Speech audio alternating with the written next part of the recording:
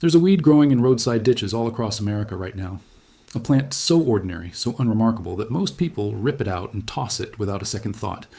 You can buy it at any garden supply store for about $2, and it purifies water better than a $200 commercial filter. Not almost as well, not roughly comparable, measurably, provably, scientifically better. It removes bacteria, it removes viruses, it strips out sediment and turbidity. It can take brown, murky river water and turn it completely clear in under an hour. The United Nations documented this in 1983. The World Health Organization confirmed it in 2008. Peer-reviewed journals have published the data for decades, and yet almost nobody in the Western world has ever heard its name used in that context. That is not an accident. That is the result of how industries work when a natural, free solution threatens a multi-billion-dollar market. Today, we are going to walk through the full story. The history, the science, the documented research, and the practical method, so that you understand exactly what this plant is, what it does, and why this knowledge has been so effectively kept out of mainstream conversation. The plant is called Moringa oleifera, and this is its story. Part 1, the colonial discovery, 1817. To understand why this matters today, you have to go back more than 200 years to colonial India. In 1817, a British Army surgeon named James Kempthorne was stationed deep in the subcontinent. His unit had no reliable access to clean water, and that was not a minor logistical inconvenience. Contaminated water was one of the deadliest threats soldiers faced. Dysentery, cholera, typhoid, diseases that spread through fecal contamination of water supplies, were killing more soldiers across the colonial world than combat was. Kempthorne was facing that reality firsthand. His soldiers were getting sick. He needed a solution, and he had none. The local population showed him something that their communities had known about for generations. They took him to a tree that grew abundantly across the region. So abundantly, in fact, that the British colonizers had simply overlooked it. They harvested the seeds of that tree, crushed them into a rough powder, and stirred that powder into the contaminated water. What happened next is what Kempthorne recorded in his field notes in 1819. Within 45 minutes, the water had visibly changed. The murk and discoloration were settling to the bottom. Within 1 hour, he reported that bacterial counts in the water had dropped by approximately 99%. He documented this. He filed the report with the British military. And then that report was categorized, shelved, and effectively forgotten for the next 160 years. The knowledge existed, but no institution chose to pursue it. The colonial medical establishment had access to other solutions: boiling, chemical treatments, logistics improvements.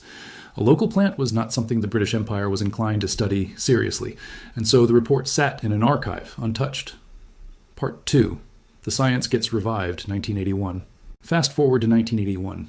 A researcher named Dr. Samia al-Azariya John at the University of Khartoum in Sudan picked up where Kempthorne's field notes had left off. She began running systematic, controlled laboratory tests on moringa seeds as a water purification agent, and what she published that year launched a wave of serious scientific inquiry that has continued ever since. Her findings explained for the first time precisely why moringa works the way it does. Moringa seeds contain what scientists classify as cationic proteins that carry a strong positive electrical charge when dissolved in water. Here's why that matters. Bacteria, viruses, and the fine suspended particles that create turbidity in water all carry a negative electrical charge. Opposite charges attract with tremendous force at the molecular level. When the moringa proteins are introduced into contaminated water and distributed through the full volume, they act like microscopic magnets. They bind to every negatively charged contaminant they encounter: bacteria, viruses, clay particles, organic matter. Once bound together, these contaminant clusters become heavier than the surrounding water. They stop floating in suspension and begin to sink. They settle to the bottom of the container. This is a two-stage process: coagulation, in which the contaminants clump together, followed by flocculation, in which those clumps settle under gravity. This is not fringe science. Coagulation and flocculation are the foundational mechanisms used in virtually every municipal water treatment plant on the planet. The critical difference is what chemical agent is doing the work. Municipal treatment plants use aluminum sulfate, alum, as their primary coagulant. Alum is a synthetic industrial chemical. It must be manufactured in factories, packaged, shipped, and purchased in continuous supply. It generates aluminum-rich sludge as a byproduct that must be treated and disposed of safely. And it costs money at every single treatment cycle, without exception. Moringa does the identical job through the identical mechanism. It grows in the ground. It costs almost nothing. It leaves zero synthetic residue in the treated water. It produces no toxic byproduct. The seeds store for up to 2 years without losing effectiveness. That finding, that a common tree seed could replace an industrial chemical in one of water treatment's most critical steps, is what the United Nations and World Health Organization began responding to in the early 1980s. So why is moringa not standard issue in every military survival kit? Why is it not stocked at outdoor retailers next to Life Straw and Sawyer? Why has the EPA never certified it as an approved water treatment method? Why does almost no one in the developed world know this exists? The answer is structural, and it is worth understanding clearly. The commercial water filtration industry in the United States generates approximately $4.5 billion in annual revenue. The business model of that industry depends on a specific economic architecture. You buy a device, and then you keep buying replacement cartridges, replacement membranes, replacement filters. The product is not designed to permanently solve the problem at zero ongoing cost. The product is designed to create a recurring purchase relationship. Moringa does not fit that model. It cannot be made to fit that model.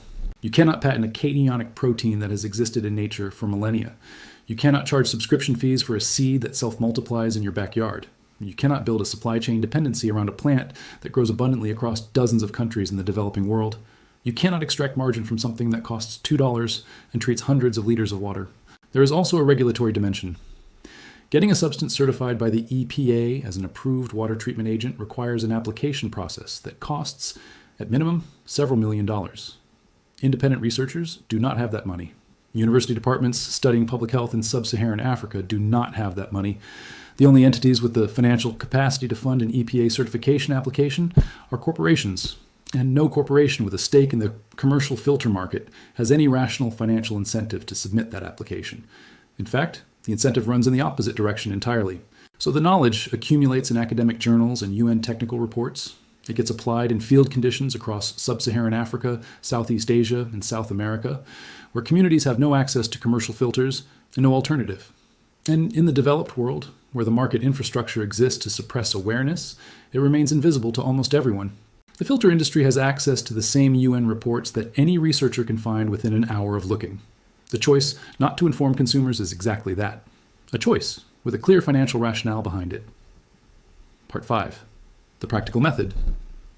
Now let us talk about what you actually do with moringa if you need to purify water. Dried moringa seeds are widely available online and in some health food stores for around $2. The outer shell of the seed needs to be removed. The inner seed kernel is what you want. Grind it into a fine powder using a mortar and pestle, a hand grinder, or any mechanical grinding tool available to you. For each liter of water you want to treat, measure out roughly 1/4 teaspoon of the dried seed powder.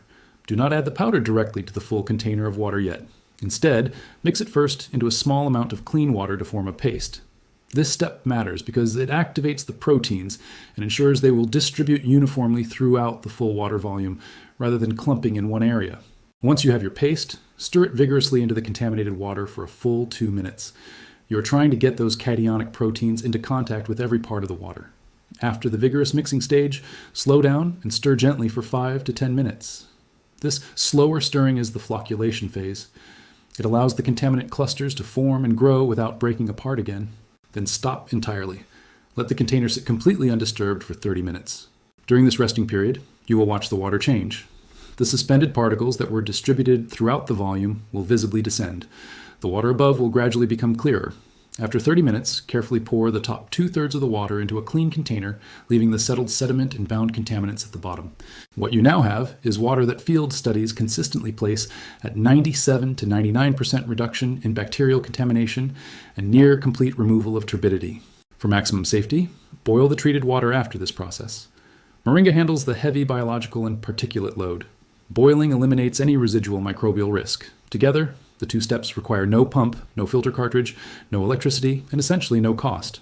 This is the method that UN field teams have used across sub-Saharan Africa for 4 decades, in regions with no grid infrastructure, no filter supply chains, and no alternative. One important note, moringa significantly reduces contamination, but should not be considered a sole treatment method in extreme contamination scenarios. For the most reliable safety margin, always follow the moringa treatment with boiling or a secondary filtration step, if any is available. Closing. The knowledge of what moringa can do has never disappeared. It was documented in 1819. It was revived in 1981. It was confirmed by the United Nations in 1983. It has been replicated in peer-reviewed studies for 4 decades. The World Health Organization has endorsed it. Field teams have relied on it. Communities across the developing world have used it. In the developed world, where a $4.5 billion industry depends on you not knowing about it, the information has been structurally sidelined. Not erased, not disproven, just buried under an avalanche of marketed alternatives. The research is public, the seeds are cheap, the method is simple. What you do with that information is up to you.